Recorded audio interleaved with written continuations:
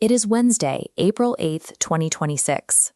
Global financial markets are attempting to price in the 39th day of a sustained conflict in the Middle East, catalyzed by an aggressive new naval tariff.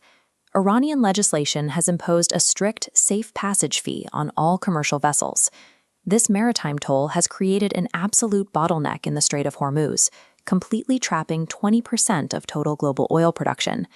The logistical response is measurable. Commercial shipping traffic through this critical choke point has registered a 95% drop.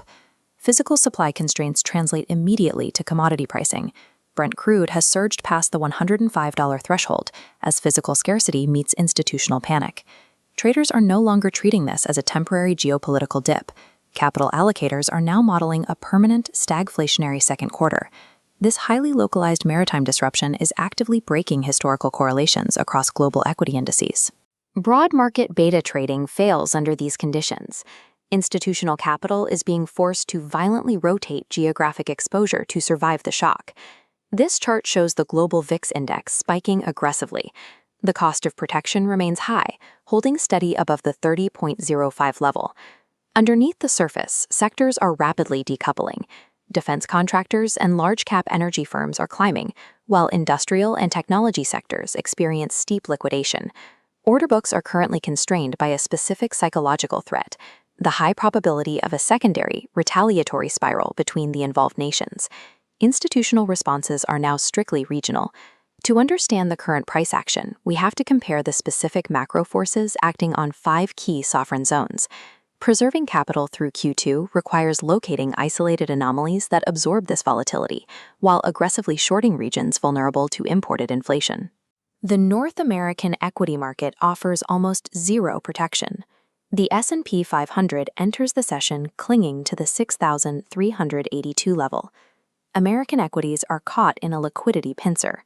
With the 10-year Treasury yield anchored strictly above 4.8%, the valuation multiples of high-growth technology stocks are capped by the high cost of risk-free capital. Simultaneously, consumer discretionary stocks face a severe growth contraction as spiking domestic fuel costs directly erode household purchasing power. This chart maps the S&P 500's contracting price action, forming a descending triangle. The upper boundary creates a firm resistance ceiling at 6,550, rejecting 3 institutional rallies this month. The flat demand line sits at 6,250. Breaching this psychological defense triggers algorithmic liquidation toward 6,000. To account for permanent geopolitical risk and rising energy costs, consensus models show a 6 to 8% permanent derating of the index's fair value. Caught between an uncompromising hawkish Federal Reserve and rigid energy inflation, the S&P 500 provides no structural buffer. The damage is far more severe in the European core. Germany's DAX 40 is struggling near 22,330. The effective blockade of Qatari LNG exports has triggered a localized energy shock. European natural gas benchmarks have surged 135% month to date. This places the European Central Bank in a severe policy trap.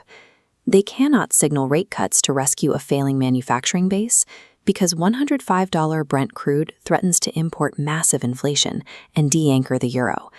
Industrial energy rationing translates to immediate supply chain paralysis for high-beta automotive giants, pushing their valuations to multi-year lows. The margin crisis is accelerating across the chemical sector. Per-unit energy input costs have surged 30%, eroding baseline profitability. This chart illustrates the DAX 40 operating in a clear downward continuation pattern.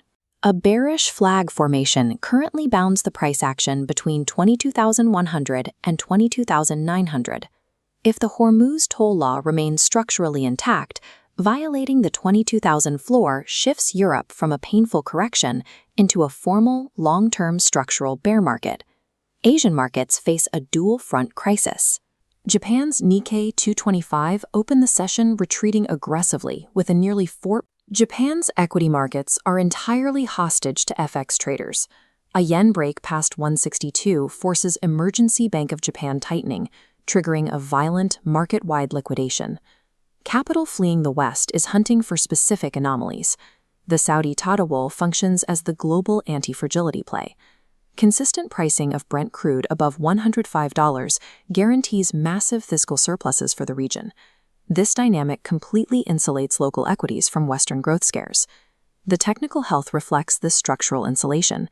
The index operates in a clean bullish trend, actively supported by strong algorithmic buying at its 50-day moving average. The most aggressive anomaly is in the Indian market, where the Nifty 50 has just staged its largest single-day point gain in history. This rally is being fueled by diplomatic shift. Following U.S. signals of a strategic exit and a gradual drawdown of kinetic strikes, India is pricing in a truce period, projected to save the government nearly 1.5 lakh crore in import costs. This chart shows the Nifty 50's extreme technical reaction. The index executed a massive gap-up breakout, exploding vertically through horizontal resistance at 23,300 to reclaim major moving averages. Fueled by the derivatives market, massive call unwinding at 23,500 strikes forced total bearish capitulation, accelerating momentum. Displaced institutional capital is systematically bypassing paralyzed Western indices to hunt for these specific zones of high dividend visibility and strong localized momentum. For the remainder of April, the institutional strategy is strictly defined by aggressive de-risking and absolute cash preservation. Order books across the New York trading session are dominated by a sell-on-rise bias. Every relief rally is being met with institutional distribution. Capital is fleeing to extreme safety. Spot gold has surged 45% year-over-year to the $4,582 level, serving as the ultimate hybrid hedge against both inflation and geopolitical risk. Portfolio survival requires severe sector rotation. Capital is abandoning consumer segments and taking shelter in decoupled sectors like PSU energy and IT. As long as the Strait of Hormuz remains compromised, holding rate-sensitive or energy-dependent growth stocks constitutes an existential portfolio risk. Looking forward, the economic calendar provides precise catalysts capable of triggering the next wave of volatility. Traders must monitor the upcoming 3-month and 6-month U.S. bill auctions. The resulting yields will establish the real-time cost of the liquidity pincer squeezing North American equities. The Bank of Japan's intervention thresholds require equal scrutiny. Any state action to defend the yen will send aggressive shockwaves through global bond markets. Despite the Indian market anomaly, technical risk remains. The absolute floor is set at 22,600. A violation of that level opens the door for a rapid gap-fill slide. The Hormuz premium has introduced a new variable into regional valuation models. In this environment, capital preservation depends on tracking real-time algorithmic flows over historical assumptions.